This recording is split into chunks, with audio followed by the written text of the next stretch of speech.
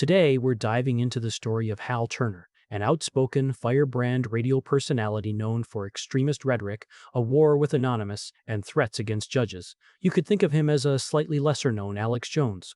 Unlike Jones, however, the real story lies deeper within a web of alleged government connections that reveal a hidden truth to his actions.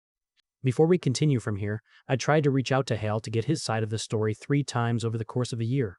I received no reply from his officially posted email addresses, nor did I receive a reply from his current and longtime radio broadcast partner, Worldwide Christian Radio. I wanted to hear Hal's side of the story, but sadly, he was unwilling to tell it himself. Who is Hal Turner? Harold Charles Turner was born in 1962, and he came up in the radio world the old-fashioned way, as a caller. In the 1990s, calling into talk radio was how aspiring hosts built a following, and Hal was very good at it.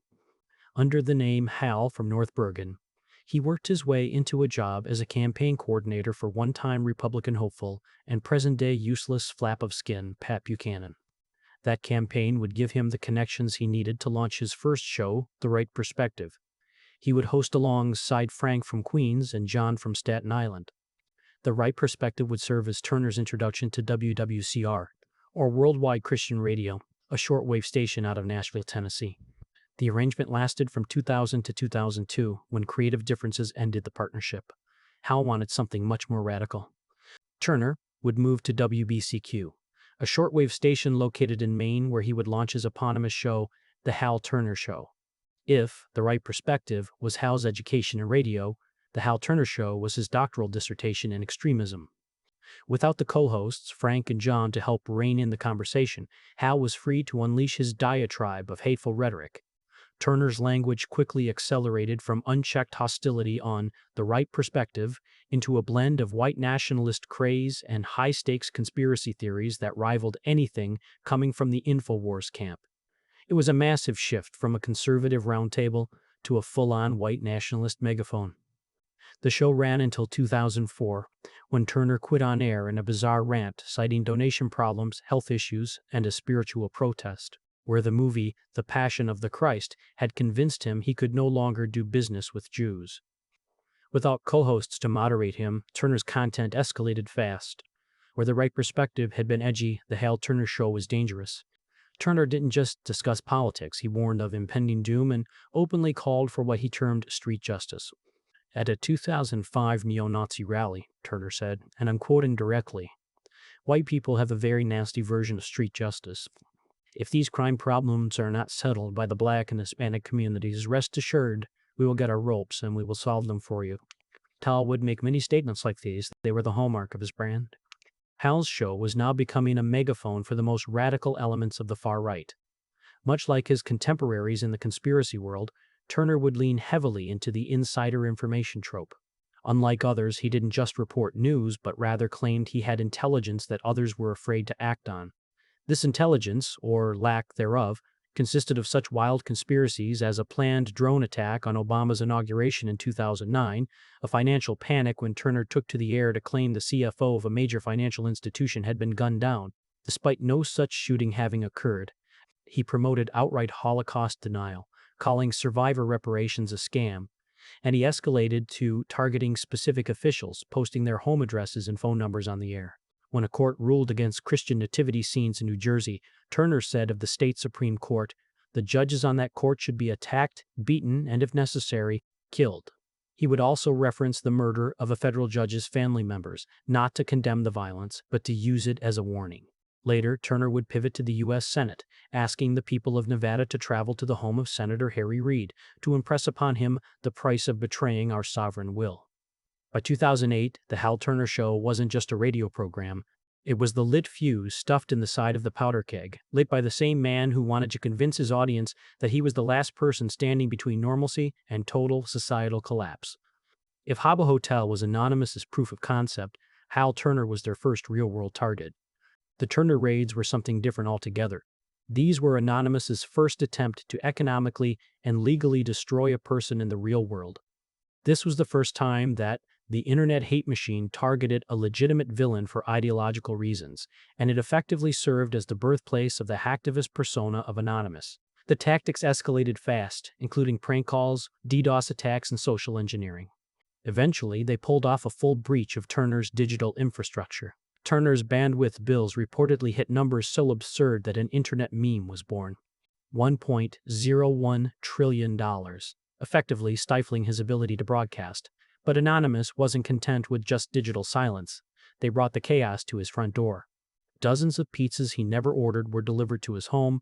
His phone lines were jammed with a never-ending stream of harassment. Black faxes or pages that were entirely blacked out in an effort to waste ink were sent to his fax machines.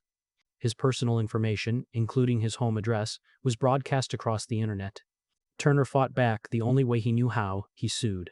In 2007, he filed against 4chan, eBaum's World, and others, alleging copyright infringement and harassment. He was suing a ghost. Predictably, the case was dismissed.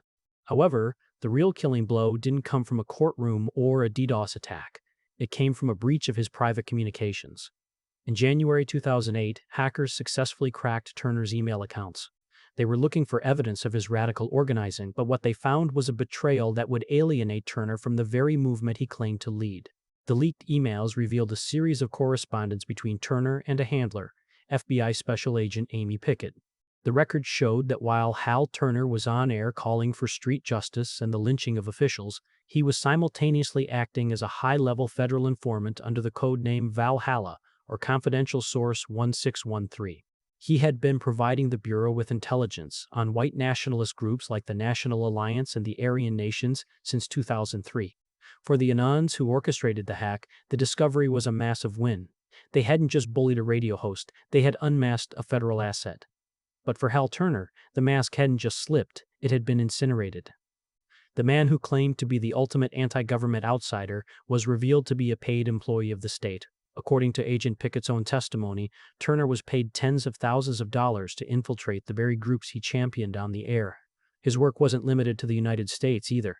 In 2005, the FBI flew Turner to Brazil to identify individuals connected to a white nationalist donor who was funding anti-American insurgents in Iraq. His intelligence led to the arrest and conviction of at least one high-ranking extremist leader. The FBI's own memos described the relationship as on-again, off-again, noting serious control issues. Turner frequently went rogue, making threats so extreme that even his handlers grew nervous. But he always came back. He needed the money, and the FBI needed their asset inside. This toxic cycle finally imploded in June 2009. After a 3-judge panel in Chicago, Judges Frank Easterbrook, William Bauer, and Richard Posner upheld a handgun ban. Turner snapped. He wrote, "These judges deserve to be killed. Their blood will replenish the tree of liberty." He didn't just post their photos, he posted a map of the Chicago courthouse with anti-truck bomb barriers highlighted. This time the FBI wouldn't call. They would visit his home, and he would leave in handcuffs. When Turner walked into that courtroom, he didn't try to deny anything. In fact, he outright admitted to it all. Instead, he reached for a high-stakes legal gambit, the public authority defense. His lawyers would argue that Turner wasn't a criminal, but a performer, coached by the FBI to be as radical as possible. The defense would claim that the government was responsible for creating the monster of Hal Turner to flush out real-world radicals. According to Hal, every slur and every call to action was a lure cast by the FBI. It took 3 trials and 3 hung juries before the government finally secured a conviction. Turner was sentenced to 33 months in federal prison. Today, the landscape of dissent is decentralized. We see groups that pride themselves on having no leaders and no hierarchy. However, the ghost of Valhalla suggests that lack of structure isn't a shield, it's a vacuum. In any movement that prizes direct action, the individual pushing for the most extreme escalation is often rewarded with the most influence. Turner's history asks us to look closer at that person. When a voice is consistently more radical than the rest, is it bravery or is it a mandate from a handler? We often see modern organizers using the same toolkit built by Turner: doxing, threats of violence, and digital harassment. When Hal Turner would finally walk free out of federal prison in 2012, he didn't just leave behind a cell, he left behind a fundamental shift in how we view political dissent. The Valhalla files did more than just ruin one man's reputation. They injected a permanent toxin into the bloodstream of American activism. This brings us to the informant's paradox. The state has a long history of feeding the very same monsters it claims to be hunting, funding the rhetoric to justify surveillance, and encouraging the escalation needed to facilitate the arrests. Turner is back on the air now, a relic of a different era, but still broadcasting his message of hate and bigotry to that corner of the web and filling the shortwaves with his legacy of paranoia. The question for any modern radical isn't whether the person standing next to you at the barricade is committed to the cause.